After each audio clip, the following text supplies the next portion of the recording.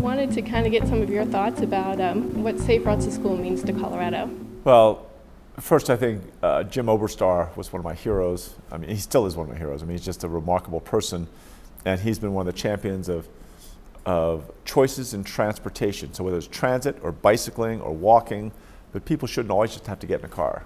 And certainly get it in terms of how kids get to school and kids get pattern of behavior, what's acceptable, putting in place a framework by which you can really encourage more kids to not drive to school, not even take a school bus to school, but find a different, safe way of getting to school.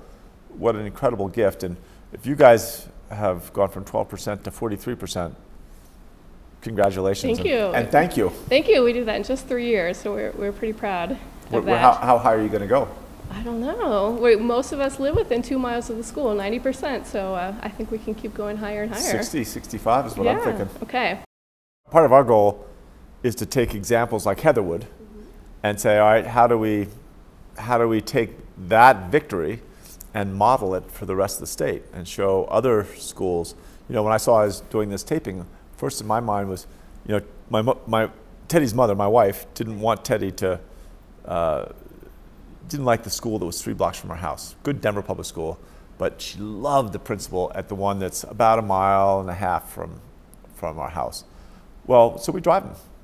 But I never thought about it. I mean, there's 2 busy streets he's got to cover, but there's a way, I'm sure, that we could cross those streets safely and figure out there's 3 or 4 other kids that live close to us, and maybe we need to have a little flotilla that travels in safety.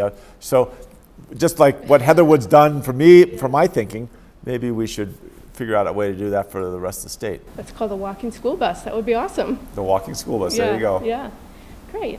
And why do you think it's important to get not only children walking and biking, but parents and adults also? Well, we are facing probably the single greatest challenge we're facing, more than education, more than transportation, is our health and the incredible expansion in cost. I mean, just each year, double the rate of inflation we're spending on our healthcare. And a lot of it's because A, we don't eat the right foods, but B, we don't exercise.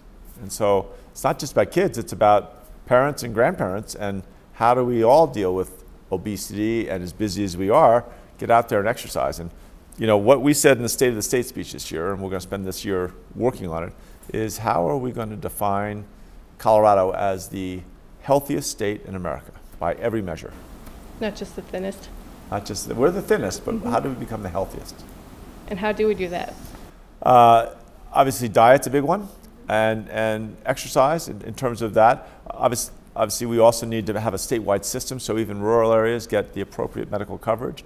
We have to take the low-income communities and neighborhoods and make sure that every family has a medical home. They don't always go to the insurance or to the emergency room when they've got somebody who's really sick, because that's always the most expensive care, but it's also the least effective care, right? It's better to have a kid or a family going into on a regular checkup and making sure that we find out about these problems a lot sooner. Did you bike or walk to school as a child? You know, from when I was kindergarten, 1st grade, 2nd grade, I walked every day 2 miles to school and 2 miles back. So drove my older brother. I had a brother who's 7 years older. So I started kindergarten when I was 4. I was the youngest kid and I wanted to go sooner, so I talked my mom into it. And so my brother was 11, and then my oldest sister was 13. So they had to walk slowly to take, can you imagine walking 2 miles with a 4-year-old? And how does your family incorporate walking and biking into your lifestyle now? We are big bikers. You know, before Teddy got his own bike, Helen had an attachment on the back of her bike so that they could ride everywhere tandem, kind of a large hook with a seat on it and pedals. Tag along, I guess you call it. And it didn't have pedals, but it just had a place to put his feet. Now we all have bikes, so we can, you know, ride independently, but in groups. We refer to ourselves sometimes as a pack. What's been your most memorable bike ride in Colorado? You know, when I was in college, I had a bike ride in Vermont, from Vermont into New Hampshire, where I rode 122 miles in a day and went up and over 3 different drainages. So they weren't real mountains, but they were, you know, going up 1,000 feet and down 1,000 feet. It's your version of the triple bypass? Yeah, exactly. A very, very modest version. But I was young. Here, actually, I haven't done much riding out in the rural areas. I did do a circumnavigation of the Denver metro area, which was, I think it was about 78 miles. We didn't go, it wasn't the full perimeter, but it was kind of in and out and around, kind of a smaller circumference in there. But it was a long day. It was a 7-hour, 8-hour day. Wow. Yeah, it was fun. I mean, we weren't pushing. We took it easy. Yeah, yeah. And you're starting this new Pedal the Plains the goal, project? We thought that people on the Front Range in the urban areas and the suburban neighborhoods, that they didn't know where their food came from, and they didn't know how incredibly wonderful the Eastern Plains are. So we decided we'd take a few days each year, like the end of summer, and get kids and parents and everyone to go out there and pedal across rural Colorado and have barbecues, sleep in barns and tents in the evenings, and not be going up and down passes. And if people want to do long bike rides, they can kind of do big loops, but really make it something that everybody can ride in and feel comfortable in. And we're very excited about it. And our last question is, what color is your bike? The bike that I bought in 1971 is called a Frasius. Back then was one of the top racing bikes. It had Reynolds 531 double-butted steel or steel aluminum chassis, and it had all Campagnolo components, this fancy Italian stuff.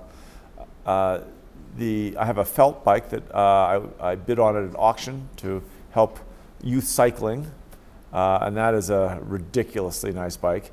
And then I have a kind of a beat-up old bike. I bought it at a police auction 10 years ago that is just a kind of a road bike that is for banging around in. The Frasius is really the one that I've had. I've been riding that bike for almost 40 years. But what I really should say, on behalf of the entire state of Colorado, Heatherwood, thank you so much. What a huge victory.